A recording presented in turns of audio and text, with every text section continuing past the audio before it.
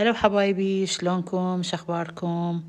اليوم القعدة ويا أمي والريق ويا أمي، وهذا شاينا المهيل وكليشة أمي. وحابة أشكركم كل من دعا لأمي وتحمد لها بالسلامة، والحمد لله والشكر. حابة أطمنكم أمي بخير وعافية، وألف الحمد لله والشكر يا ربي.